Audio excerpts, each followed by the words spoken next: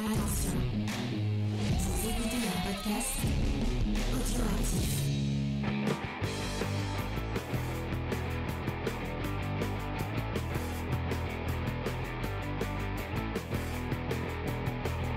Salut à tous et bienvenue dans ce deuxième épisode des éditions de vacances de Comics Discovery. Donc après un truc un peu comment dire triste et sur l'art, et ben on va revenir sur l'art, mais autrement cette fois autour de l'architecture. Mais toujours triste. Avec... Ah oui, là on est pas. Oui, c'est vrai. Oh, moi j'ai bien ri. On va pas spoiler, ne spoilons pas dès le début. Non. Donc avec Asterios Polype de David Mazzucchelli. Je suis avec ma petite équipe, avec une star internationale, puisque c'est le seul, l'unique, l'animateur de BD Discovery. Judas, comment vas-tu Judas ? Et bonjour James, ça va bien, ça va bien. Petite journée à la rivière, à la fraîche. On profite. Ah bah tant mieux, tant mieux. Je l'annonce, puisque je crois que je l'ai déjà annoncé 40 fois, mais on a enregistré un BD Discovery qui sortira pour Noël, a priori, selon le temps de montage de Julien. Et en plus, apparemment, il y a des problèmes de son sur l'épisode, donc ça se trouve, vous aurez même pas les fameux jeux de mots de Julien. On verra bien. Mais l'épisode était très cool, donc je le dis à chaque fois. Hein. Un épisode où on a été étonnamment sage. Vous verrez. Ouais, puis, c'est vrai. On ne perd pas notre verbe, mais malgré tout, on se cadre. Oui. Je suis aussi avec Spades. Salut Spades, comment ça va Spades ? Bonsoir, ça va plutôt bien. Bah, à la chaud, hein, vu que je reviens du boulot, moi, j'ai pas été au bord de la rivière. Ouais, c'est plus le pneu plutôt que l'odeur des... Eh oh, dans mon usine, on élève des moutons. Me demande pas pourquoi, mais on a des moutons dans l'usine. D'accord.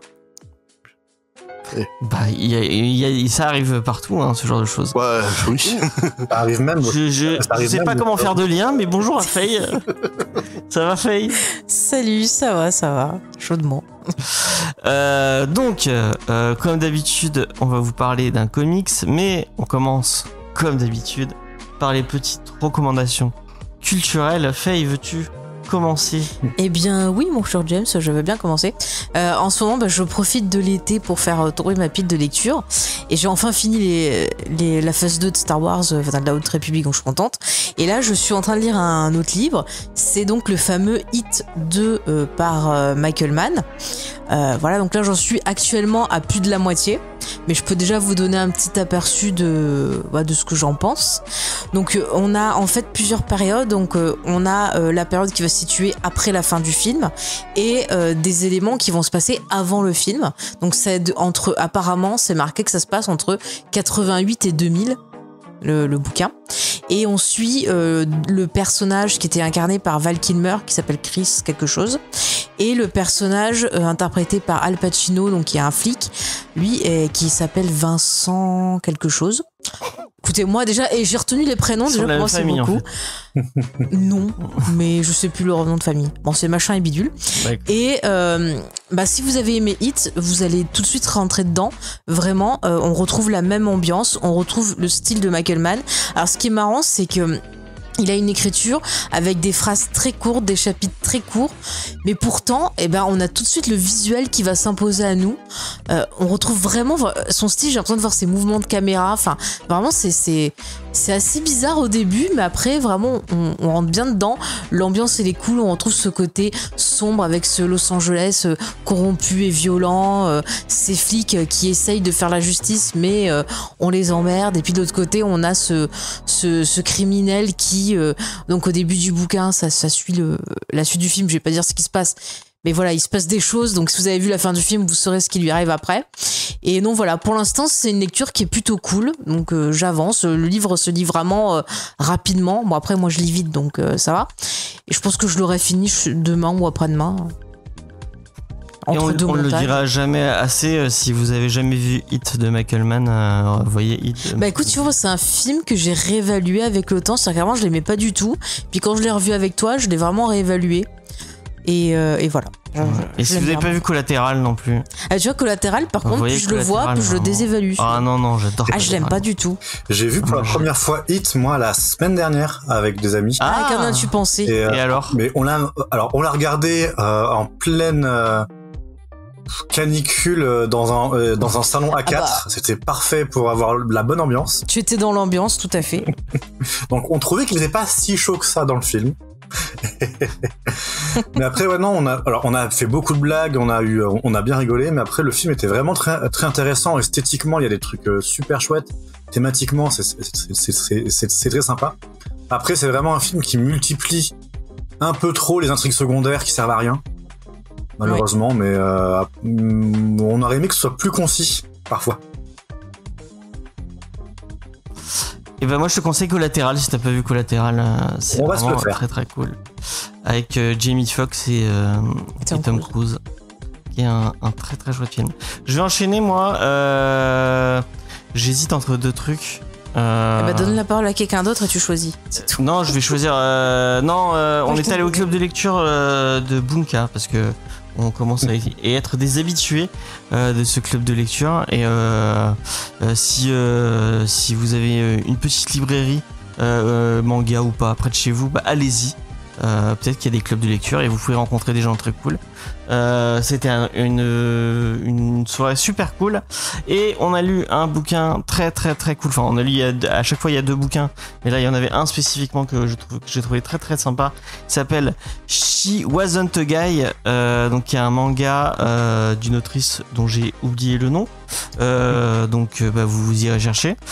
Qui est un manga qui est en rupture de stock de partout. Donc si vous avez envie de l'acheter tout de suite maintenant, Après, peut-être vous aurez de la chance de le trouver peut-être quelque peut-être part. vous arriverez à le trouver effectivement. Mais ouais, c'est sorti chez Mangetsu. Donc Mangetsu doit doit réimprimer. L'histoire, de quoi ça parle?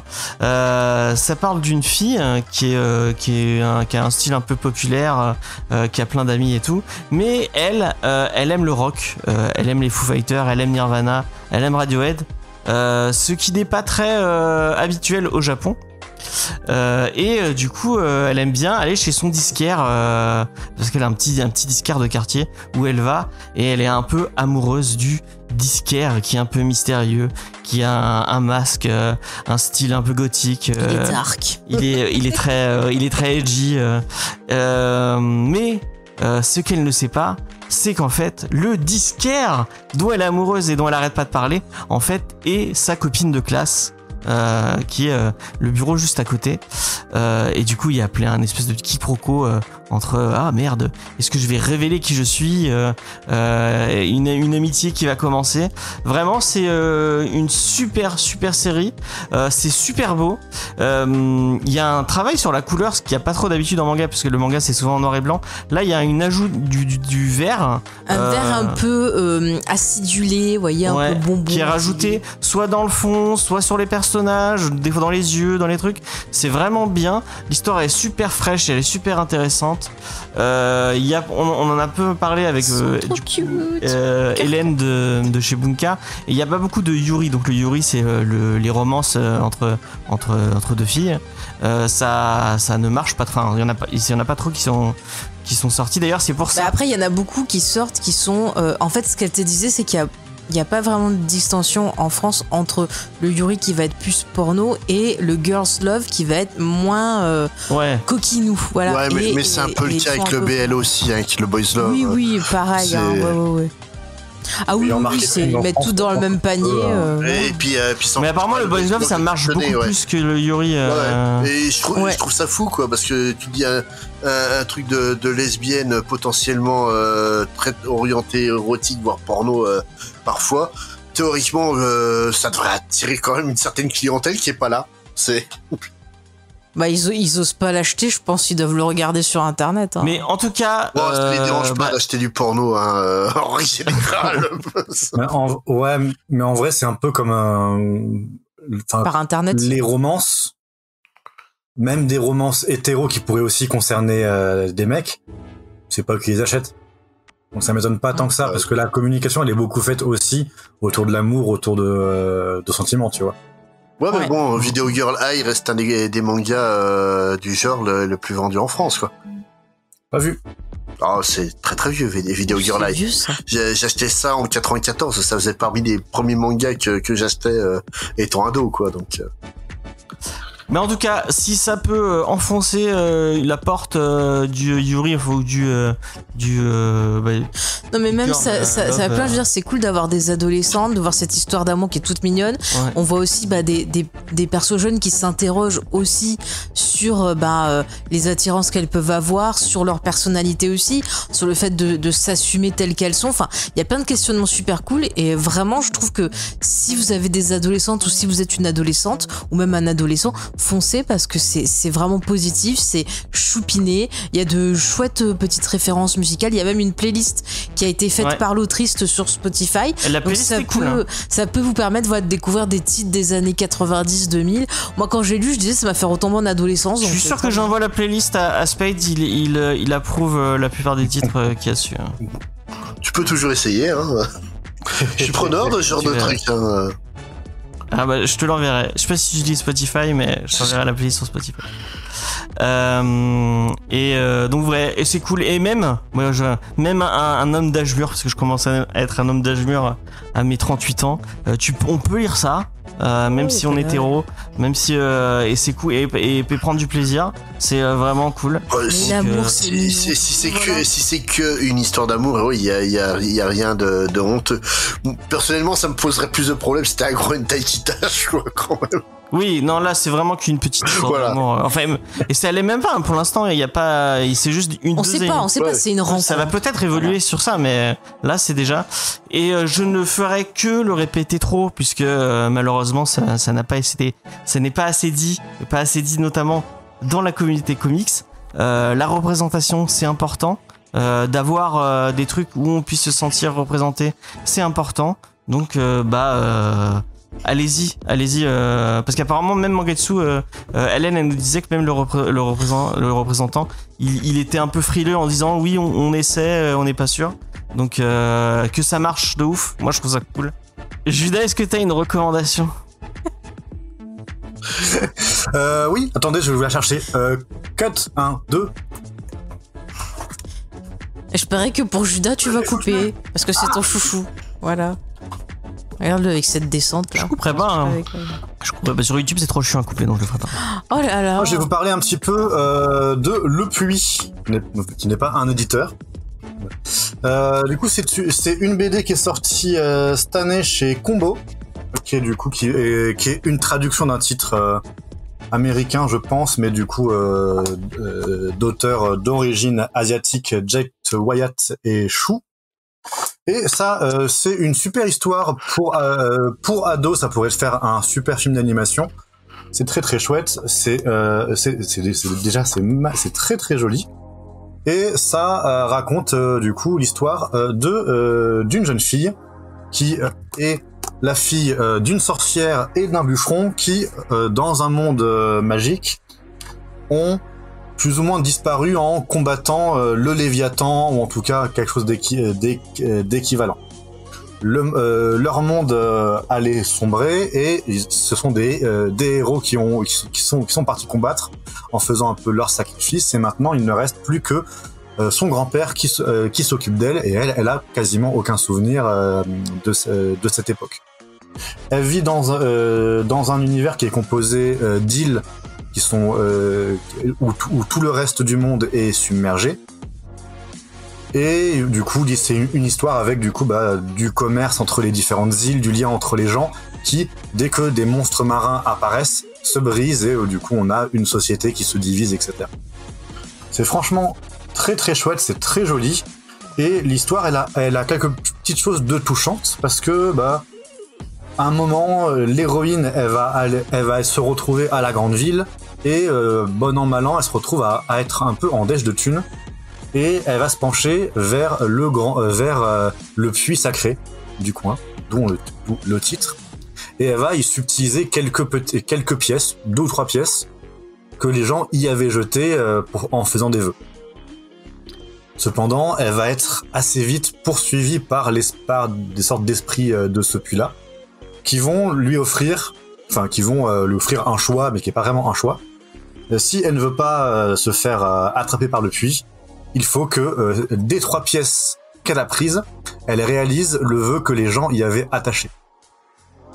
Et donc elle va se retrouver à devoir parfois des choses un petit peu surprenantes, réaliser des vœux de personnes qui ne souhaitent plus la même chose depuis ce temps, etc. Ah. Ou bien, un peu plus tard, réaliser des vœux qui sont liés à sa famille, et du coup on entre plus dans le fond du lore. C'est très très chouette, ça fait cette taille, ça se lit très très bien, c'est très joli, franchement n'hésitez pas, ado, adulte, sans problème, c'est très chouette. Ok, et ben merci beaucoup pour cette reco qui m'a donné très envie de le lire. Ça a l'air très cool. Spades, est-ce que t'as une recommandation? Bon, on va partir des trucs un peu mignons pour partir un peu plus vers du hardcore. Donc c'est une série télé. C'est une production sud-africaine qui est diffusée en France par Canal+. Ça s'appelle Shaka Ilembe et en fait c'est en 12 épisodes l'histoire de Shaka, l'empereur des Zoulous, qui a donc unifié par la force toutes les peuplades qui aujourd'hui sont membres de la nation Zoulou et qui a tenu tête donc aux Boers, aux Hollandais qui ont conquis l'Afrique du Sud. C'est franchement, tu vois qu'il y a de l'ambition dedans, il y a du pognon. La série est à voir en VO parce qu'il parle vraiment la langue zoulou, tous les costumes c'est des costumes typiques zoulou. En fait, c'est le Wakanda mais réaliste. Et c'est incroyable à voir, vraiment c'est une super production et ça mérite vraiment le coup d'œil, d'autant plus que malheureusement Shaka est très très mal connu dans notre hémisphère. À la rigueur on en fait un motif de groupe de disco, mais pas vraiment le héros du peuple qu'il a été, et enfin à la fois héros et tortionnaire de son peuple, parce que le mec était quand même bien psychopathe sur les bords. Et vraiment c'est une super série que je conseille fortement. Ça a l'air trop cool. Ouais. Tu m'as donné envie. Par contre c'est Canal, donc ça doit être sur MyCanal. Par contre, comme c'est des tenues traditionnelles zoulou, faut pas s'offusquer de la nudité. Parce qu'il y a énormément de nudité. Quand il fait des températures de 40 degrés tous les jours, tu portes très peu de vêtements en règle générale. Hein, donc mais ça part vraiment en fait de quasiment sa conception, la rencontre de ses parents qui sont de 2 tribus rivales et d'un amour presque interdit jusqu'à sa mort, quoi. Et vraiment elle est vraiment cool et visuellement ça en jette, hein. Ils ont vraiment mis du pognon là où il fallait dans la série. Ok, trop cool. C'est rare en plus une série, c'est rare en plus une série vraiment produite en Afrique sur en fait, je t'avoue que c'est pour ça que j'ai été allé y voir, quoi, parce que production africaine, Afrique du Sud, sur un personnage aussi important pour leur nation, quoi. Ouais, c'est vraiment la curiosité qui m'a poussé à aller voir ça et je regrette pas, quoi. C'est vraiment très très impressionnant ce qu'ils en ont fait, quoi. Ouais, je connaissais pas moi Shaka, c'était le perso des Chevaliers du Zodiac. Qui est le meilleur personnage de la série, ça je tiens à le dire. Ok. Ouais, ok. En tout cas, vous pouvez tous nous remercier de ne pas avoir fait comme les Zoulous, parce que même s'il fait 40 degrés, on a tous mis un t-shirt. Ouais. Ah mais le problème c'est pas que le t-shirt, hein, c'est vraiment faut vraiment pas s'offusquer de la nudité pour regarder cette série, quoi. Et pour le bas, vous n'aurez pas de preuves ici. Et vous ne savez pas pour Faye puisque vous ne la voyez pas. Mais cela restera dans l'intimité. On me voit pas, mais je suis partout de toute façon. Après, pour ceux qui aiment la nudité, vous verrez plein de beaux jeunes hommes et de belles jeunes filles dans le plus simple appareil dans cette série. Si ça peut être un argument. C'est jamais. Il y a des gens qui juste. Mais il y a pas une émission à télé-réalité où les gens ils se baladent à poil, genre Koh-Lanta mais à poil. Oui, il se passe sur. Putain merde, RMC Story, je sais pas quoi. Ah ouais. Je sais plus comment. Je sais pas, le truc de Koh-Lanta où ils sont à poil. Mais c'est pas terrible en vrai. Hein. Enfin bref. Ça serait Merci beaucoup. Ça serait plus drôle dans la toundra sibérienne de les mettre à poil. Ah oui, effectivement. On verrait pas grand-chose. Bah sur le coup, on va passer à la. Et putain, à chaque fois je fais la même connerie. Pardon. Ça tu couperas par contre. Non, je ne couperai pas. Je coupe rien, moi. Je m'en fous. Tac, voilà. Donc, cette semaine, on vous parle d'Asterios Polype de David Mazzucchelli et c'est Spades qui va vous en parler. Vas-y, Spades. Je t'en prie. Donc Asterios Polype, c'est un graphic novel, même si ce terme ça t'arrache les oreilles, qui est sorti en 2009. Et David Mazzucchelli, donc l'auteur, est né le 21 septembre 1960. Il a commencé sa carrière en tant que dessinateur en 1982, alors qu'il était encore étudiant en art à l'école d'art et de design de Rhode Island, où son sujet d'étude préféré était la représentation du mouvement des solides et la gestion de l'espace. Donc tout à fait logiquement, il va commencer sa carrière chez Marvel à dessiner un épisode de Shang-Chi Master of Kung Fu. On voit le rapport tout de suite. Pour les amateurs de comics mainstream, c'est une vraie légende et il est devenu cette légende en un an, quoi, entre 1986 et 1987, période à laquelle il va publier 2 récits fondateurs sur 2 personnages, 2 récits ultra cultes aujourd'hui, tous 2 sous la férule de Frank Miller, Daredevil Born Again chez Marvel et Batman Year One chez DC. Et on est tous d'accord pour saluer l'excellence des scénarios, mais il faut aussi reconnaître que le style impressionniste et le côté réaliste du trait de Mazzucchelli est pour beaucoup dans l'appréciation de Born Again et Year One. Et même je parlais de la gestion de l'espace, une des covers de Year One est une des images les plus emblématiques de l'histoire de Batman aujourd'hui. C'est la fameuse cover avec Bruce Wayne enfant agenouillé à côté du cadavre de ses parents. Alors que la cover, il y a quasiment rien, elle impressionne réellement et elle marque les esprits. Et c'est vraiment simplement une gestion d'espace comme on en voit peu. Avec ce succès, il aurait pu avoir une carrière flamboyante dans l'industrie du comics. Ça aurait pu être le Jim Lee de son époque, par exemple. Mais David, lui, ce qui l'intéresse, c'est l'art, celui avec un grand A. Il va prendre assez rapidement des distances avec les super-héros, il va revenir assez régulièrement pour un numéro ou 2 chez DC et Marvel, pour tenter de se faire un nom dans le milieu indépendant, le vrai indépendant, hein, pas image DC, mais vraiment le côté underground du comics. Et il va proposer donc son travail chez Hero, le magazine indé de Art Spiegelman, donc l'auteur de Moss. Mais il voit décliner la proposition. Tant pis et pas grave, il va créer son propre magazine indé aux côtés de sa femme coloriste, Richmond Lewis, et il va appeler ce magazine Rubber Blanket. Rubber Blanket qui d'ailleurs va être salué par Art Spiegelman comme étant une grande revue de BD indé. Il va y avoir que 3 numéros de publiés, un 4e était prévu, mais Mazzucchelli avait besoin de plus de pages que pouvait en fournir le magazine. Ce 4e numéro, c'est en fait un projet qui va mettre 15 ans à aboutir, pendant lequel il va sortir plusieurs livres pour essayer de refaire rentrer un peu d'argent, dont une adaptation de La Cité de Verre de Paul Auster, dont on parlait juste avant l'émission avec James. Et ce projet, il porte le nom de Asterios Polype. Asterios Polype, c'est le récit du personnage qui porte ce nom-là. Un trou du cul, imbu de lui-même, architecte star qui n'a pourtant jamais rien construit. En fait, lui, sa spécialité, c'est de concevoir des projets qui n'aboutissent jamais. Mais tout le monde, en fait, le considère comme un véritable génie. Il croit tout savoir et toute l'intelligentsia universitaire est à ses pieds. Mais au moment où commence le graphic novel, Asterios Polype fait un triste 50e anniversaire, seul et désœuvré. Et la foudre tombe et met le feu à son immeuble. Asterios Polype, à ce moment-là, alors qu'il croyait avoir touché le fond, il réussit à creuser et il perd vraiment tout, sauf ce qu'il a dans ses poches. Un couteau suisse et un peu d'argent qui vont lui permettre de prendre le bus, donc le fameux bus Greyhound, comme on a vu plein de fois dans le cinéma américain, pour aller n'importe où. Et ce n'importe où, ça va être un petit bled paumé des États-Unis qui s'appelle Apogée, où il va se mêler à la faune locale des gens du peuple et se remettre en question. La semaine dernière, donc, on a traité le sculpteur de Scott McCloud. Et en fait, Asterios Polype, tout comme le sculpteur, ça cache en fait sous une allure de simplicité une narration complexe et une véritable réflexion sur la forme narrative.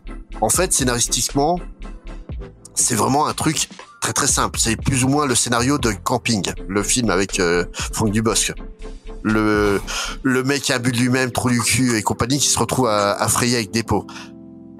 Mais en fait, le truc, c'est que là, donc Mazzucchelli comme MacLeod, c'est un formaliste, mais la différence entre les deux, c'est que tout comme son personnage, Mazzucchelli croit au grand art, là où MacLeod croit en la manière de conter une histoire. Bon, pour faire un parallèle avec le cinéma, déjà ce qu'on faisait la semaine dernière sur le sculpteur, MacLeod, lui, c'est un émule de Spielberg. Il va utiliser tous les outils pour conter de la manière la plus fluide et élégante son histoire. Là où Mazzucchelli est en fait plus lynchien. Son histoire et sa narration, il en fait une expérience visuelle, remplie de symboles, pour embarquer le lecteur avec lui. Asterios Polype, ça fourmille d'idées pour véhiculer des émotions directement inspirées par l'art abstrait. Je pense notamment à la scène où Asterios Polype rencontre sa fleur, et la manière en fait dont les représentations contraires des deux personnages vont s'altérer, s'adapter, se mélanger pour tenter de trouver une nouvelle harmonie, et par la suite il va se servir de ce même procédé pour symboliser la rupture de communication donc entre Asterios et Anna, donc son épouse. À l'image du sculpteur, Asterios Polype, c'est une œuvre en fait qui a mis des années à maturer avant d'aboutir, et ça se sent. Chaque case est pensée et réfléchie. La mise en page, elle est organisée et planifiée pour être cohérente, fluide, et mener en fait le regard du lecteur là où il doit aller à chaque fois. En fait, par moment, il va complètement éclater sa page, et sans que tu aies une raison particulière, tu as une case qui va être reliée à une autre par une flèche pour te pointer ton regard sur un événement qui se passe, un événement pourtant anodin. Et en fait, Mazzucchelli, à l'image de son personnage, a enseigné l'art. Et ici, en fait, c'est vraiment une grande leçon. Mais à la différence d'Asterios dans le comics qui est pédant et prétentieux, lui il va nous donner à chaque fois les clés pour aborder et interpréter le point de vue qu'il veut mettre en avant.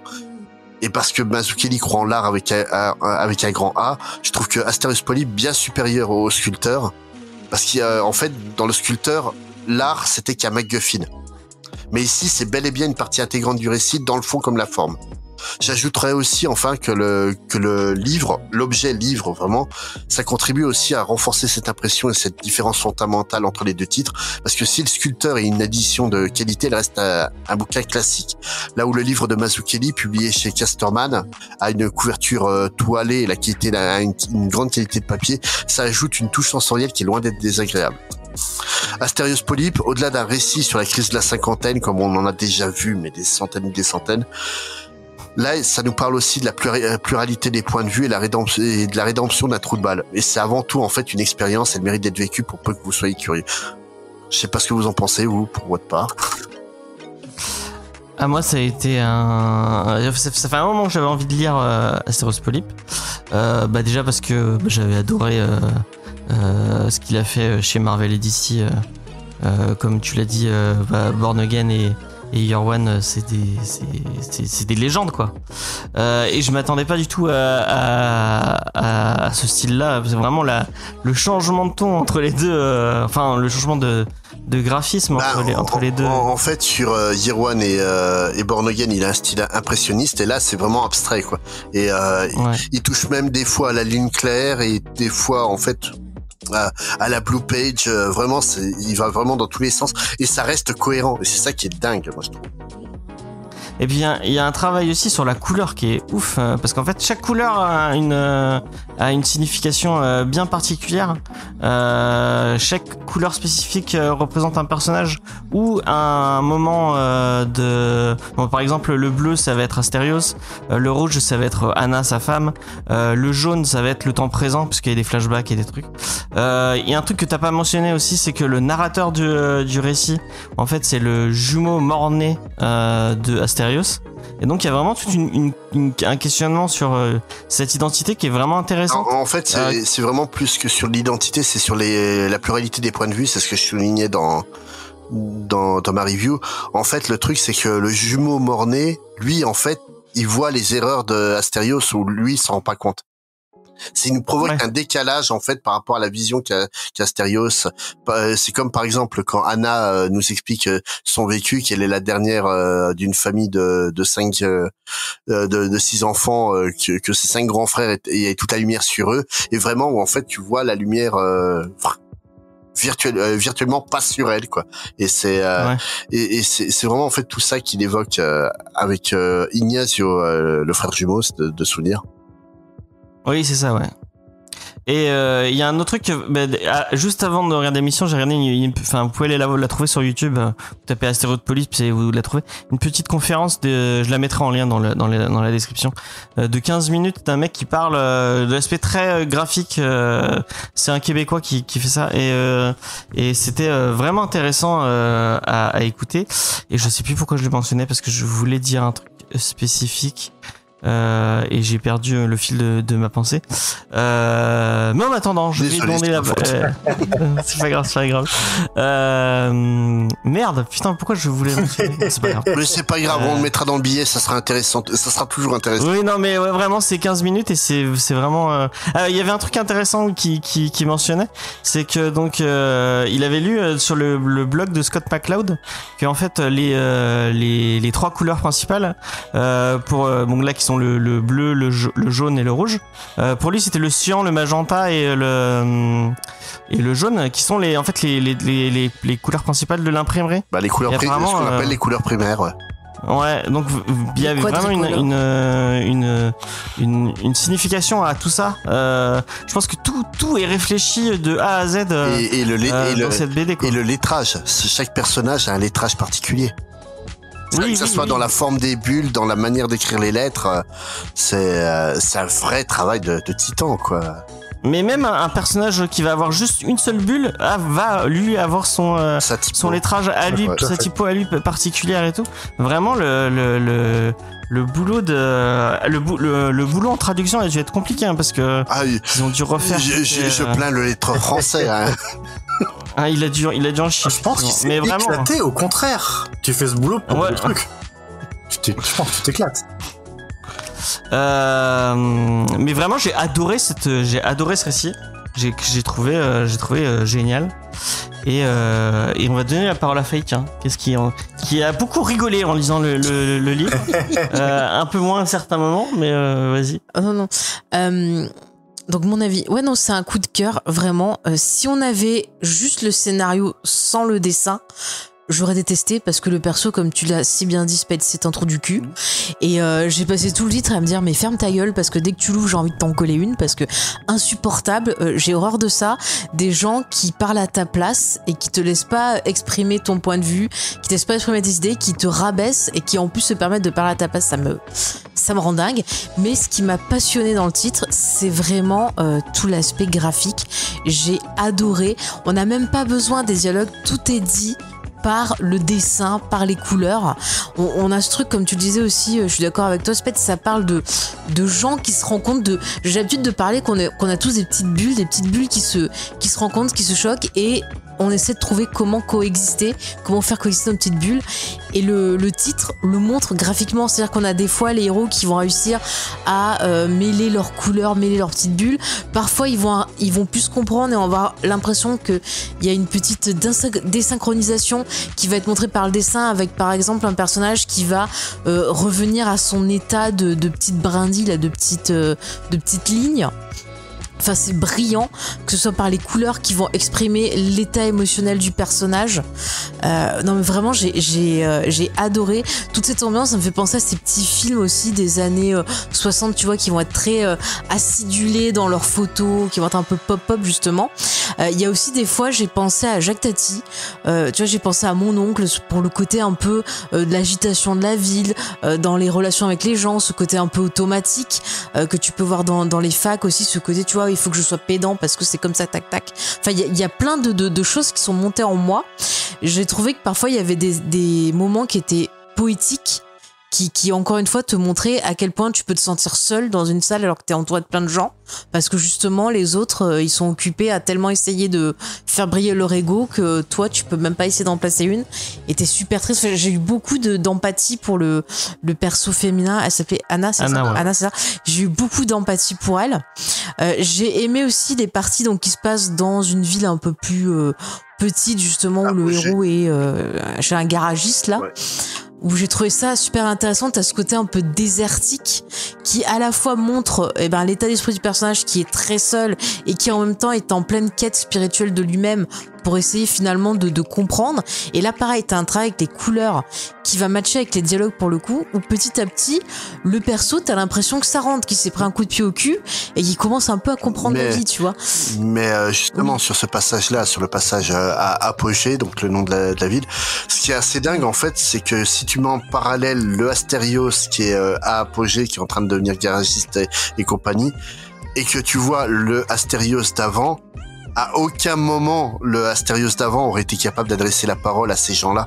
Pour lui, c'était des gens qui méritaient totalement. même pas d'exister. Il y a notamment une séquence où on revoit le passage de Astérios de l'adolescence jusqu'à ce qu'il soit la star, où tu vois donc lui en train de faire une conférence, les gens sont debout, applaudissent, lui en train de faire un exposé à l'université, t'as un mec qui dort, et de faire un exposé au lycée, et tout le monde dort en même temps, et vraiment en fait ça montre le fait que lui se croit au-dessus des autres, et il va découvrir en fait une autre forme d'intelligence, notamment avec le jeune mécanicien qui est super doué, qui à l'oreille va te savoir ce qui va pas dans la voiture. C'est vraiment en fait il y a non seulement il y a une vraie richesse graphique, mais il y a une vraie richesse narrative. Et c'est pour ça que j'ai rapproché de Lynch, et ça m'étonne pas en fait que t'aies aimé le bouquin. Ah oui, non, mais justement, tu vois, j'allais en parler parce que ces parties-là aussi, il y a quelque chose parfois de surréaliste, de presque du rêve quelque part qui me fait penser à Lynch. Et il y a une scène sur ce que tu disais, c'est-à-dire quand il est là-bas, t'as l'impression que la bulle elle éclate et que t'as les couleurs qui explosent, et parce qu'il sort de son environnement. Et il y a une scène que j'ai beaucoup aimée où il est dans un diner et il commence à faire tout un exposé comme il faisait avant, et là il est remis à sa place parce que t'as les gens qui sont là en mode ouais professeur, tu vois, genre c'est limite tu vois, il se prend dans la gueule ce que lui il infligeait à son ex-femme quelque part. Et j'ai dit tiens, c'est bien fait pour ta gueule mon coco, j'étais bien contente. Mais la scène, je trouve qu'elle est chouette parce qu'il se rend compte qu'il y a autre chose en dehors de son cercle universitaire, et que la vraie vie, c'est pas ce qu'il vit, c'est autre chose, et qu'il y a des gens qui se débrouillent hautement, et c'est pas pour ça qu'ils sont moins bien que lui. Et voilà, je trouvais ça passionnant. Et puis la fin, je ne dis pas ce qui se passe, mais ça m'a fait rire parce que j'ai trouvé ironique, sarcastique, voilà, ironique. Et j'ai applaudi, j'ai dit bravo. Mais en fait le truc c'est que bon, moi je suis originaire et je vis dans une petite ville qui serait digne d'Apogée, où je côtoie autant des sociologues que des éboueurs. Et cette confrontation en fait de l'intelligence, tu vois, t'as des mecs qui ont une vraie intelligence universitaire, mais qui ont aussi l'intelligence émotionnelle de pas se croire supérieur aux autres, parce que ils sont pas supérieurs aux autres. C'est pas parce que t'as un diplôme que tu vaux mieux qu'un éboueur. Un éboueur sera toujours un mauvais éboueur sera toujours plus utile que 10 mauvais sociologues de toute manière. Ouais. Pour la société, malheureusement, c'est factuel. Au moins, c'est un vrai boulot d'utilité publique, les boueurs. Le truc, c'est que Astérios, lui, a jamais été confronté à ça. Ça a toujours été quelqu'un qui a été poussé en avant. Et je disais, c'est un trou du cul, mais il y a tellement pire que lui dans le comics. Ah oui. Il y a toute une bande de trous du cul. Tu vois, j'ai pensé à Spaceball, je suis entouré de trous du cul. Ah ouais, non, mais, voilà. mais vraiment, là, le chorégraphe. Oh, mais l'enfer, trous du cul. C'est, oui, franchement. C'est comme dit Anna Astérios, comment tu peux le laisser me parler comme ça, quoi. Moi, je lisais le bouquin, je faisais, waouh, déjà la première fois que je l'ai lu, il y a 5 ou 6 ans, mais alors là, pareil, hein, c'est... Ah mais j'étais mes meufs, mais barre-toi quoi, c'est tous des cons, casse-toi quoi. J'ai retrouvé pourquoi je voulais citer la vidéo entre temps.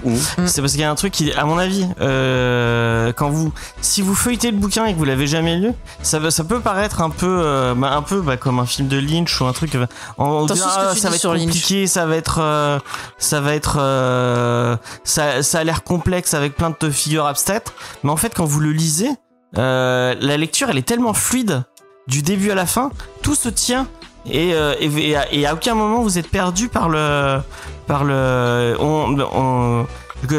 hier Judas on l'a lu un peu en face de nous, et il y a une page où il y a un personnage qui parle, et en fait toutes ces cases sont dans tous les sens, donc il faut tourner le livre pour le lire, mais même ça, même avec ça, tu comprends que s'il y a un sens et que ça veut dire quelque chose, et que c'est réfléchi.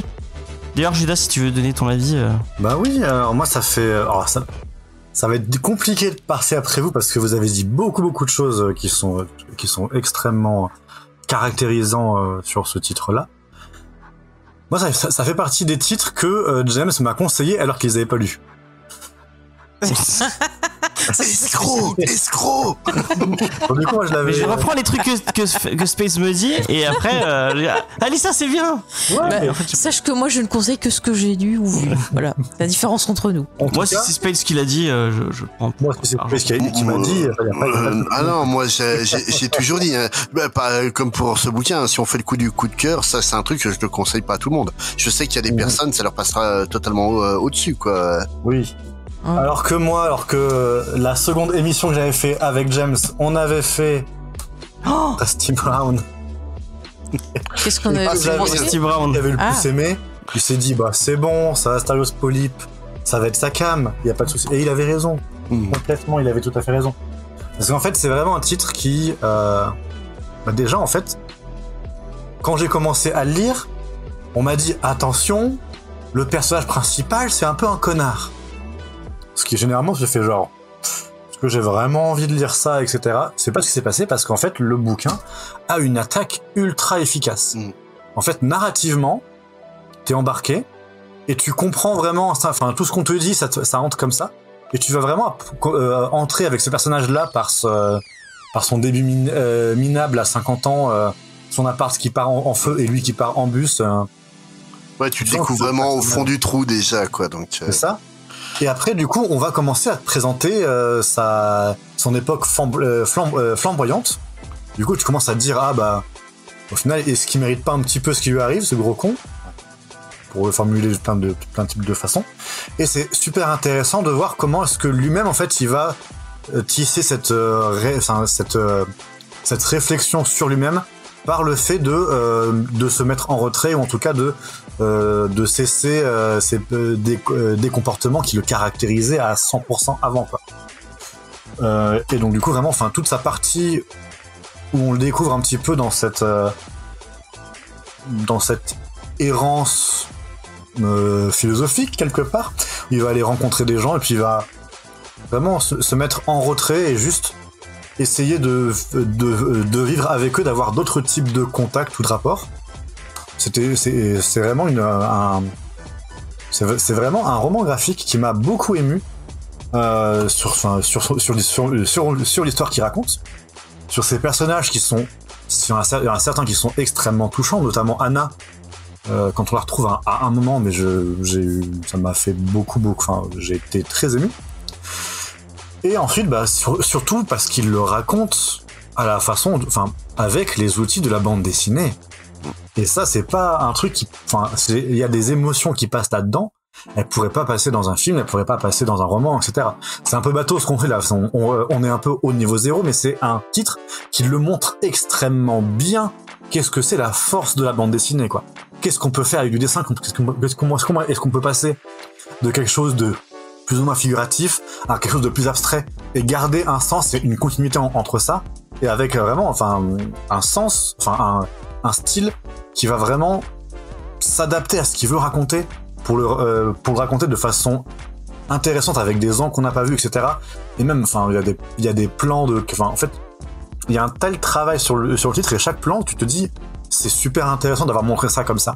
Moi, il y a un plan il y a une planche que je retiens un peu plus par rapport à cet aspect-là, qui est une planche assez lambda, en fait. C'est pour t'expliquer que, le personnage principal, il va toujours marcher sur sa femme. En fait, il va vraiment, quand ils sont ensemble, en fait, il va prendre la place des autres et il va expliquer leur place. Il va vraiment attirer l'attention que à lui. Les personnages à côté, doivent se faire tout petits et ne peuvent pas vivre, en fait. Il va te le montrer avec une page sur un canapé d'amis, genre on va, que ce soit dans une fête ou un dîner entre amis, etc. Et plutôt que de montrer la pièce dans son ensemble, il va nous les cadrer comme si on était en phase 2. T'as juste le canapé, t'as les deux personnages avec leur posture qui veulent dire quelque chose, et du coup une évolution sur 4 ou 5 cases, avec à chaque fois les bulles des personnages qui vont vraiment changer de taille, qui vont se configurer différemment. C'est extrêmement visuel et c'est en fait c'est du pur langage, c'est de la pure grammaire de BD et ça marche giga bien et tout le titre est comme ça. C'est un plaisir de lecture très rare. Moi, c'est une BD que il y a plusieurs BD que je nomme un peu comme ça. Ça pourrait sonner un peu péjoratif, mais ça ne l'est pas du tout. C'est les BD de médiathèque ou les BD de bibliothèque. C'est des trucs que je pense que toutes les médiathèques devraient l'avoir. Forcément, il y a Mouse de Spiegelman qui mais c'est pas pour la même raison. Mouse de Spiegelman, c'est un titre de CDI. Il faudrait que ça soit dans tous les CDI. Il faudrait que ça soit étudié dans tous les collèges. Là, c'est différent. Ça, c'est une BD d'amateur de BD. Tu vas pas la conseiller à quelqu'un qui lit 3 comics dans l'année. C'est vraiment, faut aimer vraiment le médium. Et je pense que si tu tombes dessus dans les rayonnages d'une bibliothèque, je pense que ça peut être un petit coup de cœur de dire. C'est vraiment pas le plus opaque, des comme ça. Hein. Puis, je le trouve assez accessible au final parce que c'est super bien construit. C'est sûr que Rusty Brown est un peu plus. Oui, quelqu'un qui aime dessiner et qui a envie de voir comment on peut utiliser le langage de la BD pour raconter quelque chose, ça peut être un exemple à montrer en termes de mise en scène, tu vois. Mais c'est pour ça que j'ai mis en parallèle avec la review qu'on a faite du Sculpteur la semaine dernière, parce que c'est vraiment sur la narration pure en BD, c'est 2 exemples qui sont incroyables. Et pourtant, c'est vraiment des histoires qui sont ultra clichés toutes les deux. C'est comme je disais, honnêtement, le scénario d'Astérios Polype, c'est comme Camping avec Franck Dubosc. C'est exactement la même histoire. Le connard imbu de lui-même qui va apprendre à redescendre au niveau des petits gens puis se rendre compte qu'ils sont pas si mal. La différence, c'est que c'est pas fait comme un réalisateur de cinéma français. C'est vraiment fait avec une véritable intelligence dans la forme et le propos. Non mais c'est quelqu'un qui comprend, comme tu dis, ce qu'il est en train de faire, qui essaie pas de dire tiens j'ai vu un truc dans un film, je vais le refaire en BD, parce que ça marche pas. On a déjà eu des cas de BD où vraiment tu voyais qu'ils essayaient de reprendre des scènes de films ou de séries même des fois et ça marchait pas. Genre Vicious Circle qu'on a fait. Voilà par exemple, je ne citais pas d'exemple mais bon voilà, mais c'est important et je veux dire, tu parlais de Lynch, mais Lynch par exemple quand il fait ses films, tous les visuels, tous les trucs, tu vois que c'est quelqu'un qui a fait du dessin, qui est peintre, mais pourtant, il va pas utiliser, il va s'inspirer, mais il va traduire les choses picturales ou les choses qu'il a pu faire en photo, il va les traduire en langage cinématographique pour retrouver l'impact de ce qu'il a ressenti au départ, tu vois. Il va pas juste se contenter de bêtement copier ou remettre en scène, par exemple, une photo qu'il aurait faite ou un truc comme ça. Voilà, il va s'inspirer de l'émotion. Il comprend l'importance du symbolisme et il la remet en œuvre dans un autre médium. Et c'est exactement ce que fait Mazzucchelli là.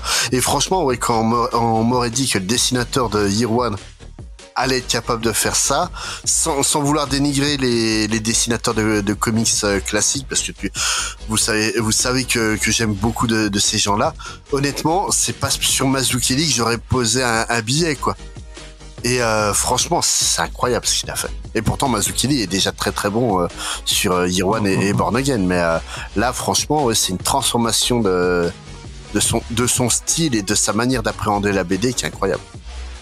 Il y a peut-être aussi un côté méta un peu sur il essaie de parler de la BD au travers de son puis il essaye aussi de parler plus ou moins de lui, parce que l'architecte qui n'a jamais rien construit et le dessinateur qui n'a pas dessiné pendant presque 15 ans à part des trucs, alors que lui se prenait pour un grand artiste. Il y a un parallèle à faire entre Astérios et lui-même, donc après, je pense même physiquement, je trouve que si vous regardez les photos de Mazzucchelli, il y a un petit parallèle à faire avec le profil grec de Astérios. Il ressemble à Matt Mickelson aussi. Un peu plus fin, on va dire, mais c'est vraiment il y a un petit parallèle à faire entre les deux personnages et justement en fait le fait que Anna soit un personnage secondaire mais tellement central dans toute cette histoire, c'est aussi une manière pour lui de déclarer l'importance de sa femme qui a été une de ses premières collaboratrices sur Rubber Blanket, quoi. Et tu vois, regarde, sans faire tu tu prendrais un film qui parlait des relations, tu vois, homme-femme, il te ferait des dialogues interminables avec des persos qui s'énervent et tout. Là, juste visuellement, par des petits trucs qui peuvent paraître anodins, on arrive à comprendre le drame qui se joue et à quel point les relations de couple, c'est quelque chose de super compliqué, super difficile, et ça peut pas aller loin si t'arrives pas à coexister de façon égale et qu'il y en a un qui essaie d'écraser l'autre, quoi. Et ça arrive à être touchant. Il y a des moments où tu te dis bon, ils sont mignons au début, mais tu sens le truc qui arrive. Enfin, c'est moi la par page contre, de rencontre, je l'ai trouvé incroyable. Moi, enfin, si vous vous souvenez, en Oui, fait, oui, où ils sont dans une soirée. Sans vouloir faire mon Astéros Polype avec Faye, parler par-dessus. Ce qui m'arrive beaucoup. Et des puces, William. Oui, peut-être, oui.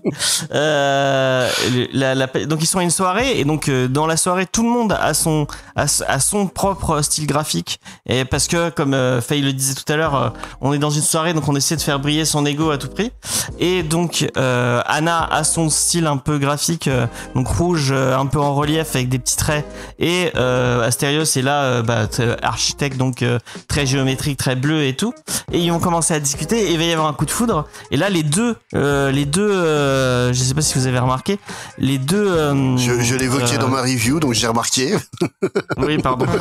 Mais tu vois, il répète ce qu'on dit. Les deux styles se mélangent, ouais, et c'est super beau, et voilà. Et justement, quand t'as le début réellement de la rupture, suite au personnage atroce de chorégraphe qui tient des propos dégueulasse vis-à-vis d'Anna, et puis que Astérios laisse passer.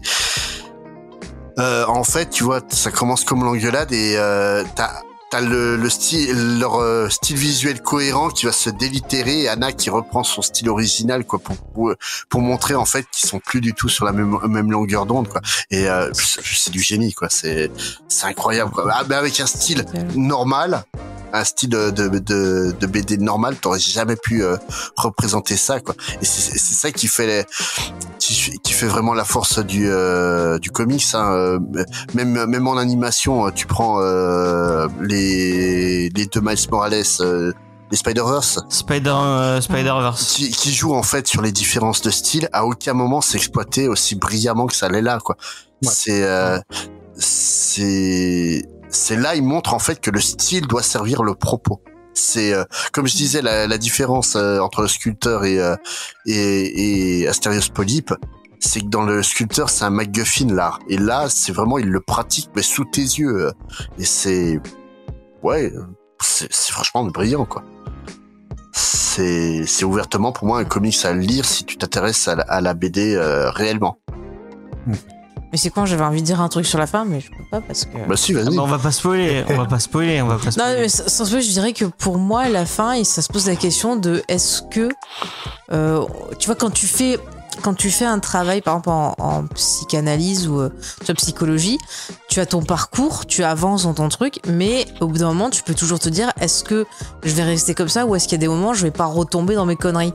Et en fait, pour moi, le dernier acte pose cette question-là, et la toute dernière image, c'est un peu genre, est-ce que non, parce que moi en tout cas je le vois, en tout cas alors est-ce que tu couperas ça ou pas? Non, je couperai pas, Ah d'accord. Bon, tu mettras une bannière spoiler. Voilà, le perso qu'on voit à la fin, j'avais envie de lui dire dis-lui de bip bip bip et de se bip bip ailleurs, tu vois. Voilà, pour je mets des bips toute seule, mais vraiment zéro confiance. C'est pour ça que la fin m'a rendue contente. Mais il y a un truc, enfin on va rester évasif. Je vous dirai en off. Il y a un truc sur la partie graphique qui explique que, à mon avis, il y a un réel changement de la part de. Je suis pas sûre, moi. Ah, moi je trouve, il va arriver un incident particulier à Astérios, et à ce moment-là, je sais pas si vous avez remarqué, les couleurs vont c'est à ce moment-là que les couleurs vont commencer à se mélanger. Ouais.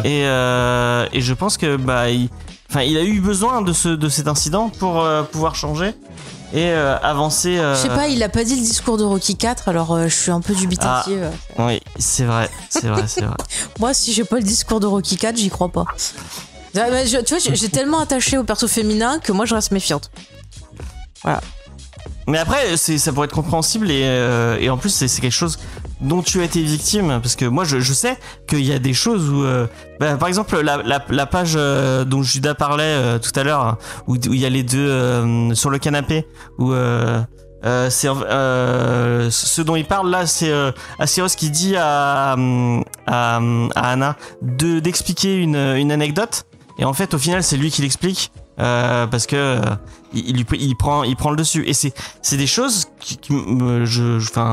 je sais que ça m'arrive de le faire avec Faye et de parler à sa place, ou de parler et c'est des choses sur lesquelles j'essaie de travailler moi tous les jours. Donc j'ai beaucoup relate sur le personnage de Astérios, et je pense que l'inverse a été vrai pour Anna. Enfin, je veux pas parler à ta place. Ouais, mais d'un côté, pour revenir à ce que disait Faye sur les dernières pages, justement, cette scène du dialogue où en fait les phrases de Astérios vont se substituer à la parole d'Anna et prendre toute la place, il nous refait exactement le même coup sur la fin où il y a une retrouvaille entre les deux personnages, mais sauf que là, les dialogues vont se caresser, se mélanger jusqu'à fusionner. Et c'est en fait vraiment montrer que ça part déjà sur une autre base. C'est non franchement là-dessus je suis absolument catégorique. Je comprends. Vous êtes positif, mais moi pas. mais vraiment de par la représentation graphique qu'il en fait, c'est clairement en fait ce qu'il veut dire, c'est que là Astérios a changé et que tout va partir pour le mieux. Bon, pas très longtemps, mais pour le mieux. Mais justement, cette fin, oui, il y a toute une autre symbolique derrière que je trouve intéressante, mais quand on peut pas en parler ici. On vous laisse découvrir. Okay. On en parlera en off, parce que mais on enregistrera quand même, et puis on fera un bonus pour ça. En fait, moi j'ai envie de dire aux gens, c'est par rapport si vous êtes positif ou négatif. Moi je reste sur la défensive parce que c'est mon caractère. Mais voilà, peut-être que vous êtes plus positif. En vrai, on peut parce qu'après on aura plus rien à dire et l'émission est finie. Donc si vous voulez, on peut faire une petite partie. Pour les gens qui n'ont pas envie de vous faire spoiler, on vous laisse là. Allez voir le titre. La semaine prochaine, on vous parle d'un autre titre. En plus, normalement, avec des invités super cool. Donc, venez la semaine prochaine. Ce sera encore une fois pas en live, mais juste en podcast. Mais avec des invités super cool la semaine prochaine. Hein, donc, Judas, t'es pas ouf. Non, mais parce que Judas, il fait partie de la famille. C'est pas un invité. C'est Fast and Furious. Il fait partie de l'équipe, c'est la meilleure émission de James et Faye, c'est BD Discovery, j'ai déjà dit. Oh là. Et il y a Faye qui m'envoie des yeux horribles, mais parce qu'elle pense que on a supprimé les rushs. Vous remarquerez que ces deux émissions, je suis pas, je veux pas dire. Mais moi, je trouve que toutes les émissions sont très bien parce qu'il y a de belles personnes dedans et qu'on s'amuse bien. Et voilà, tout le monde est beau, tout le monde est gentil. Et James, il est méchant. Et il parle encore une fois à ma place en supposant que je serais d'accord avec lui. D'ailleurs, en parlant de BD Discovery, j'ai eu un vocal cette semaine et je mais tu fais alors, excuse-moi, James, quel est le rapport avec cette émission? C'est un vrai rapport. Parce qu'il a écouté. Ouais. Je sais plus quelle émission il a écté. Bon, il a écouté un Comics Discovery. Donc oui, je confirme, ça n'a pas de rapport. De BD Discovery qui a écouté un épisode. Et il découvrait Space parce qu'apparemment, il n'avait pas entendu d'épisode avec Space. Il m'a dit, oh mon dieu, mais il est vraiment intéressant, il est vraiment cool et tout. Et je me suis dit, mais en fait, suivi par File-moi son 06, est-ce qu'il est célibataire? Bah non, déjà. Non, mais... Puis j'ai un 07. Parce que pour les gens qui ne connaîtraient pas Julien et qui n'ont pas écouté BD Discovery, Julien est une personne que moi je définirais comme psychorigide. Je sais pas si c'est Judas aurait le même. Attends, excuse-moi, tu coupes l'émission pour faire du hors-sujet, pour dire des méchancetés sur quelqu'un qui est sympathique. C'est pas méchant, et qui travaille c'est pas méchant. Non, mais alors je vais faire la méchante. Je mets un veto. C'est bien. Je propose qu'on revienne au sujet de l'émission. Et je sais, mais Spades est aussi un peu psychorigide. Ah non, je suis pas psychorigide. Maintenant, ils sont la psychorigidité, il y a peut-être un lien qui. Je suis pas psychorigide, je suis un chieur professionnel, c'est pas pareil. Bah, t'es un homme, tout simplement. Tu peux non, je suis même pire. Donc voilà. Donc la semaine prochaine, on parlera. Bon, le titre est un peu. Bon, on verra. Je vous laisserai découvrir. J'ai pas envie de faire le trigger warning. James qui tease les émissions. On vous parlera. Ça va être attention. Allez, à la semaine prochaine. Débrouillez-vous avec ces indices. La semaine prochaine, ça va être l'épisode de la joie et du bonheur. Hein, je vous assure. Ah ouais, vous allez l'adorer. Quand vous l'avez je suis pas là. Je t'ai envoyé ce que j'avais dans les mains. Je suis pas là. Tant mieux. Bah si, il y a les Codexis si tu veux. Ah bah oui, mais je voulais pas le faire moi, Stitch, je te l'ai dit. Bon, on verra bien. Je sais plus le titre, mais je te dis que je sais plus. Tu fais pas Bibi, mais tu fais Rosalie de... Ah non, je voulais pas le faire celui-là aussi. Pourquoi vous faites des trucs dépressifs? Moi après je suis pas bien. Elle veut même pas faire... On va avoir... Je tease. On va peut-être avoir Zaius sur Abibi de Compton. Ah mais j'adore Zaius, mais tu l'invites sur des trucs que je peux pas faire. Et on aura peut-être Judas. Je crois que il s'est pesé sur Abibi, je sais pas. Je sais plus, on verra si j'ai et le temps si de on revenait. Parce qu'il est c'est épais, juste ce que tu faisais en off. Ah ouais, non, c'est vraiment vénère. Puis c'est Tu dense. veux me faire lire ça? Ah, si vous avez un mur qui tombe... Ouais, non, mais même narrativement, hein, autant le sculpteur c'est super épais, mais ça se lit très très vite. Là, Bibi, faut commencer 2-3 jours avant l'émission, hein, James, ça c'est pas l'après-midi même. Hein. Ouais. Mais à part ça, James. Et à part ça, on voulait faire une petite zone spoiler, donc voilà pour les gens qui ont lu Asteros Polyp. Donc à la fin, il y a une énorme météorite qui leur tombe sur la gueule. C'est bien fait.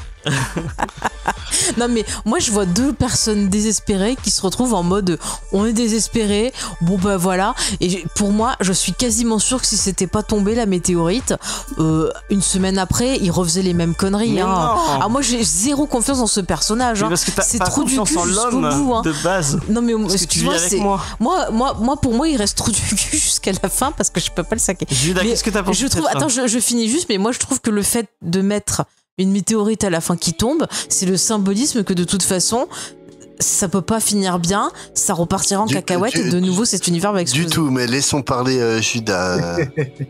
Non mais du tout, tu n'es pas d'accord. En fait, pour moi, c'est très simple, c'est beaucoup plus symbolique que narratif, parce que c'est vraiment, il y a cette notion quand même qui est revenue plus ou moins un peu tout tout au long du titre, où t'as des choses qui se passent, où tu pourrais t'arrêter pour t'interroger comment est-ce que c'est possible qu'un éclair mette un incendie dans un appartement, il n'y a pas des paratonnerres, etc. Enfin bref, il y a pas mal de choses par petites touches qui te disent ça. À la fin aussi, il prend une voiture qui fait en panneau solaire, etc. Enfin des choses où tu peux te dire, est-ce qu'on sortirait pas un peu du réalisme et du cadre réaliste du récit? Et pour moi, il y a vraiment la dernière scène chez Anna est quand même séparée par une grande scène de tempête de neige qui va t'effacer petit à petit les cases. De là à dire qu'il y a une transition de la réalité vers le pur symbole, j'irai peut-être pas jusque là, mais on pourrait. Et il y a vraiment cette idée qu'à la fin de se dire, ok, donc il y a la grosse météorite qui arrive, qui est gigantesque et qui est très jolie, hein, d'ailleurs. Mais pareil, elle a un style très peu réaliste, elle est très jolie. Et est-ce qu'elle existe vraiment? Est-ce que ça va vraiment frapper la Terre? Et est-ce que on est en train de voir l'extinction de l'humanité en direct? Je pense pas. Je pense que ça reste sur du symbole, avec le truc le plus surréaliste qu'on a déjà amorcé une fois avec un personnage qui intervient pour te dire le plus important, c'est pas c'est pas l'existence concrète de ce qui se passe dans le récit. Ça va être vraiment l'idée qui va passer, le concept, quoi. Et pour moi, le plus important, c'est pas cette avant-dernière page, c'est les dernières. Voilà. Là, on y va. Qui c'est qui regarde la météorite passer au loin en la pointant du doigt? C'est l'enfant, c'est le futur. Ouais. On est des enfants qui devons rêver avec ses pieds dans le... Et voilà, et en fait, si on se présente des trucs, c'est pour réfléchir sur nous-mêmes et c'est pour grandir aussi. Et pas uniquement ça, c'est la météore, ça, c'est surtout en fait la fin du dernier dinosaure qui est donc Astérios, parce que c'est un type de personnage comme bah, en fait, il devrait plus en exister. On devrait plus autoriser ces personnes-là à exister, bah, tout simplement pour la santé mentale du monde. Hein. En fait, non, mais c'est pas une connerie. En fait, si tu regardes bien, des trous du cul comme Asterios Polyp, ça fait 10 ans qu'on se les tape sur BFM TV et CNews. Ah bah ça. C'est Enthoven. Des tautologues, comme on dit. Mais j'ai une autre théorie sur comment aussi on peut voir le titre. Je finis. Et justement, en fait, ce que t'évoques, le fait que ça soit vu par, je me rappelle plus du nom du gamin dans le Running Dog. Non, c'est pas son nom, mais oui. Ça c'est son ami imaginaire. Mais ouais, en fait, le fait que ça soit le gamin, c'est tout simplement, bah, le symbolique, c'est la fin du dinosaure, et c'est un nouvel âge pour une nouvelle génération, et c'est ça qui compte en fait. La fin du comics, c'est pas la fin d'Asterios Polyp, c'est l'ouverture sur une nouvelle génération qui sera peut-être différente de celle qui a été Asterios Polyp, et qui ne va pas reproduire, pas être aussi teubé que lui, quoi, tout simplement, quoi. Alors moi j'ai une autre interprétation de la BD. Alors attention, c'est Faye la dépressive, mais si en fait le personnage, ce qu'on voyait, c'était son parcours après la mort, c'est-à-dire si en fait ce qu'on voyait au début, l'immeuble qui prend feu, parce qu'on le voit qu'il joue avec son briquet et tout, et moi au départ j'ai cru que c'est lui qui avait foutu le feu, tu vois, en faisant péter du gaz, et si en fait le mec il était mort, et tout le récit qu'on voit, c'est à la fois quand tu meurs, que tu vois, au tout dernier instant de ta vie, tu revois ta vie passée, et t'as ce côté un peu les limbes et tout, peut-être que la partie, tu vois, garage et tout, ça pourrait être des limbes, et en fait à la fin, là je fais un parallèle avec 2000 ans 10 espaces, mais peut-être que le gosse qu'on voit à la fin, qui regarde le machin, c'est en fait lui-même, et tu vois, il a fait tout un parcours, et donc on arrive à la fin de sa vie, on redevient le bébé, comme dans 2000 ans 10 espaces, mais c'est pour le côté dépression. Ça serait valable en fait si le narrateur n'était pas déjà quelqu'un de mort. Et en fait, le truc, le fait de dualiser donc Ignacio et Asterios Polyp, c'est une manière de dire: Ignacio, moi je suis mort-né, je suis celui qui n'a pas pu exister, toi tu es celui qui existe. Et il y a beaucoup le thème de la dualité dans le comics. C'est le fait que Ignacio soit mort-né, je pense que ça invalide cette théorie, quoi. Et je pense que sauf si c'est son guide, mais c'est pas le cas. C'est pas le cas en fait. Ignacio est plus ou moins témoin de ce que vit Asterios Polyp, et jamais en fait il va le guider. Au contraire, il va plutôt lui dire: moi j'aurais été à ta place, voilà comment j'aurais vécu. C'est limite, il va lui dire: toi t'es une vie gâchée, alors que moi j'aurais pu être mieux. Bah, t'as notamment une scène où Asterios déboule dans le bureau de Ignacio qui aurait existé, qui est devenu un architecte qui a réellement construit des immeubles, et t'as une photo de Ignacio avec sa femme et ses 2 enfants que Asterios n'a pas. Ça serait valable en fait s'il n'y avait pas le personnage de Ignacio, mais le fait de l'avoir placé là, c'est vraiment en fait dualiser la mort et la vie, quoi. Ouais, je sais pas. Genre, moi, je pense que ça pourrait être possible, genre, que ce soit en mode jugeant, en mode je regarde de là-haut, tu vois, et je vais t'accueillir, je vois ta vie avant de t'accueillir. Après, comme je dis, tu vois, c'est... Oui, mais après, comme je dis, tu vois, c'est juste une possibilité sur tout ce que tu peux ressentir en lisant. Non, je dis pas sûr. Non, mais déjà, alors, tu vois, il recommence. Il recommence, vous êtes témoin. J'ai pas fini. Je dis juste que c'est... Je dis juste que le côté onirique du récit, ça peut... Enfin, moi, ça m'a fait ressentir ça, mais je dis pas que c'est ça doit être ça et pas autre chose. Non, t'as plein d'interprétations différentes, tu vois. Moi je l'ai ressenti comme quelque chose de négatif, vous l'avez ressenti comme quelque chose de positif, et c'est ça aussi qui est important, c'est l'art, à quel point tu peux ressentir des tonnes de choses, parce que tu as ce qui était montré et t'as aussi toi tes émotions et ce que tu vas apporter. Donc James, avant de parler à ma place, et ben je m'excuse en direct. Il y a en fait, moi il y a un truc qui m'a touché à la fin en fait, qui pour moi me fait vraiment me croire un petit peu à cette histoire à la fin, notamment parce que on a vu tout le parcours émotionnel d'Asterios Polyp dans le titre. En fait, on a vu comment est-ce qu'il a pu évoluer sur comprendre qui il avait été, comprendre qu'est-ce qui est machin, etc. Enfin, faire son évolution en fait. Et en fait, à la fin, on te montre que Anna aussi l'a fait, et l'a fait à travers son art. Ouais. Que en fait, les personnages c'est pas juste la figure de mon Anna que je te rêvais depuis 10 ans qu'on est séparés. et qui a pas bougé. Au contraire, en fait. Elle a évolué, ouais. Exactement. Ouais. Et on te montre vraiment que, à travers son art, elle a réfléchi les choses, elle a évolué aussi dans son rapport à ce qui s'était passé, dans son rapport Mais c'est pour ça que l'art est thérapeutique et que c'est hyper important. Mais là, en fait, l'art final qu'elle va montrer à Asterios, en fait, c'est tout basé sur les théories d'Asterios qu'il a évoquées durant son parcours de salopard universitaire. Ouais. Toute la forme hyper géométrique et compagnie, c'est tout ce qu'il a pas cessé d'évoquer comme étant ses théories. Et elle a, en fait... absorber ça pour en faire un truc qui est à elle, et c'est pour ça que Asterios est essoufflé quand il découvre ses sculptures, alors qu'au début c'était c'est juste des trucs de récup quoi. Mais ça montre aussi à travers ça les sentiments qu'elle a pour lui, le fait qu'elle l'a pas oublié et qu'elle l'a toujours porté avec elle quelque part. Voilà, c'est en fait l'importance des relations tout simplement quoi. C'est si on évolue les uns avec les autres et les uns à travers le regard des autres.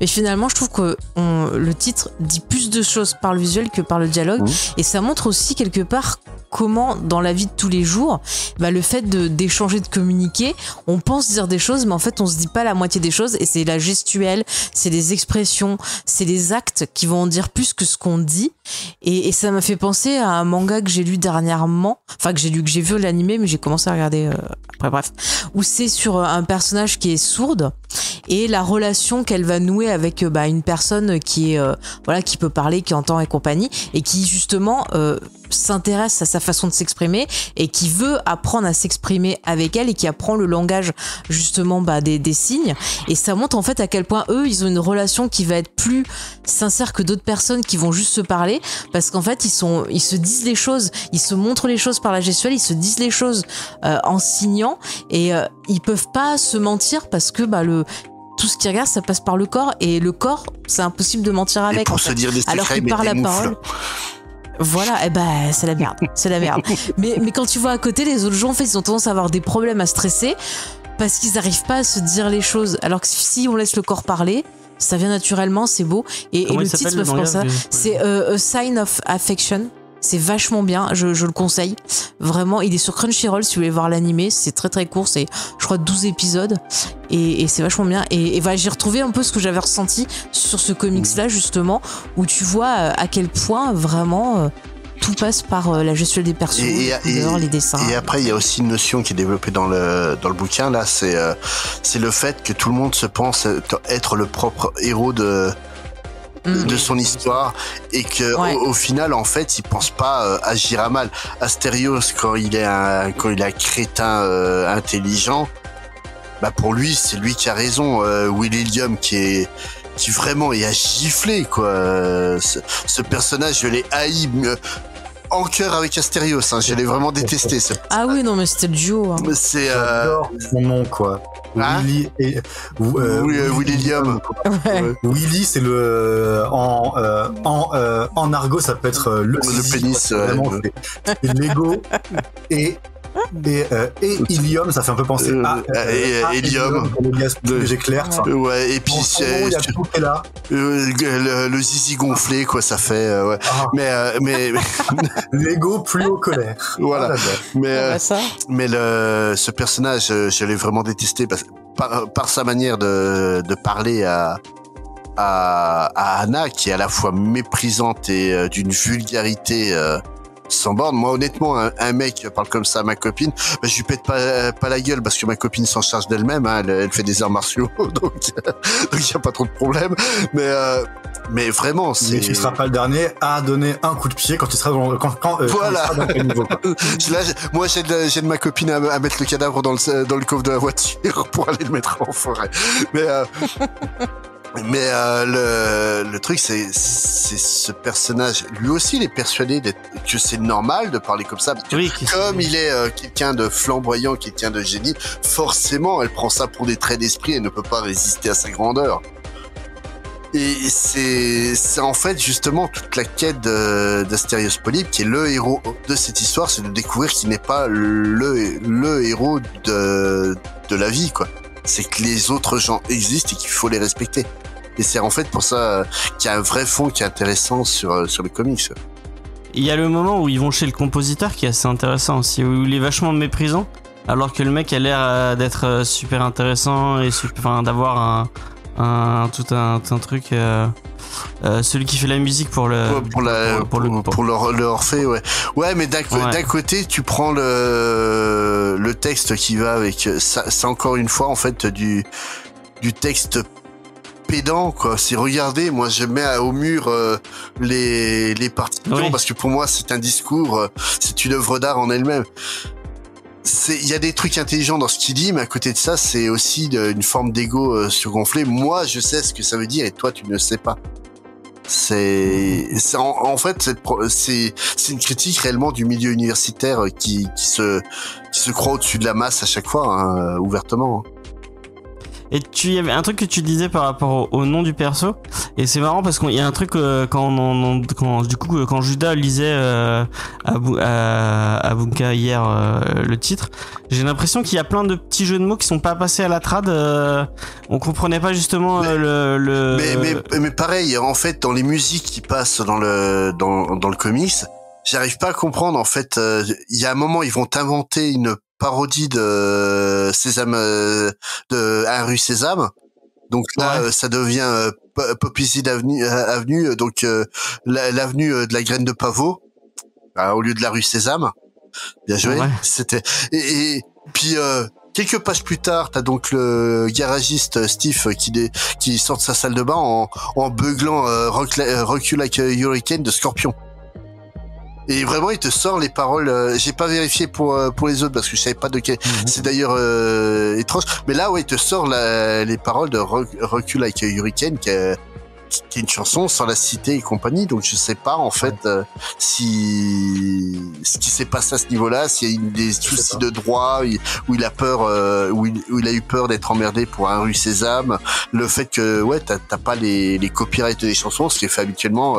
T'as un astérisque qui est la référence là comme pour la chanson de Scorpion, il pourrait mettre c'est Scorpion Rock You Like a Hurricane au lieu de mettre Je vais te secouer comme un ouragan, quoi, ce qui fait penser plus à Stéphanie de Monaco qu'à Scorpion. Mais nous c'était le Running Dog qu'on comprenait pas, et apparemment je sais pas si tu te souviens.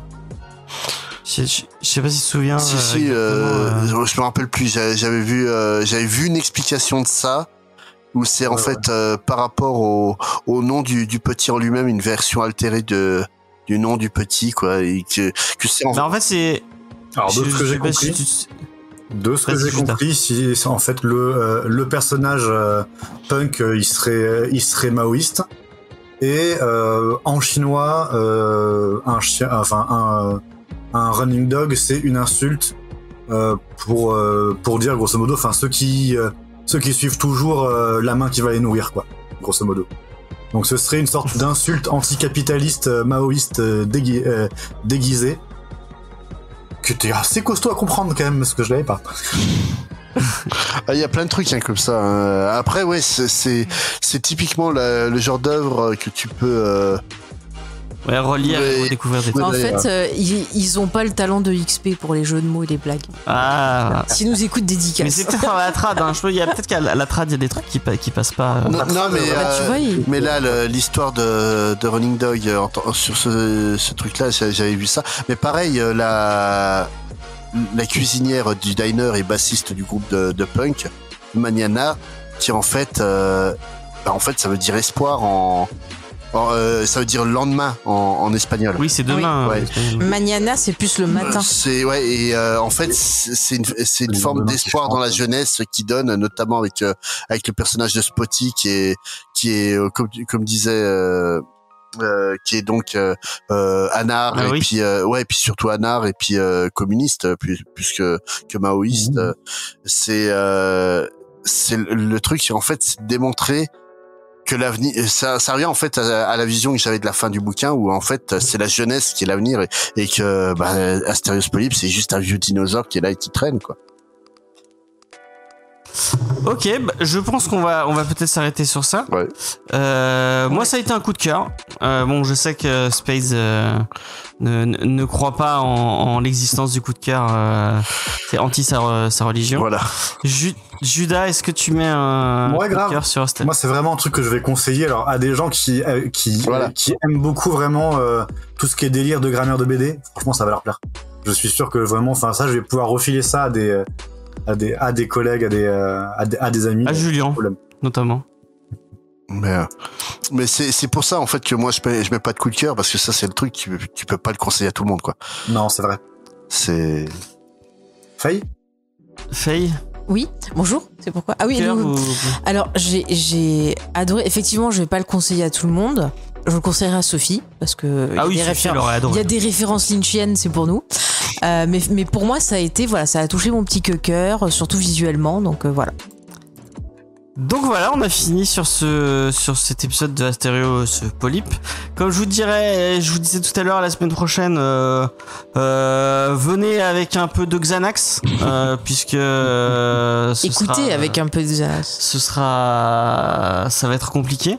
Pour la peine, on l'a conseillé à une libraire qu'on connaît, qui n'a pas réussi à le finir parce que c'était trop dur. Hein, donc, Sinon, avant, ils peuvent écouter le dernier récap de The Acolyte. J'ai presque fini le montage. ah oui. Et on a beaucoup rigolé, on a parlé de manches qui se font astiquer et de séduction du côté obscur. Voilà, vous pouvez écouter ça avant, comme ça vous êtes de bonne humeur, et après vous pleurez. à ça pour pleurer.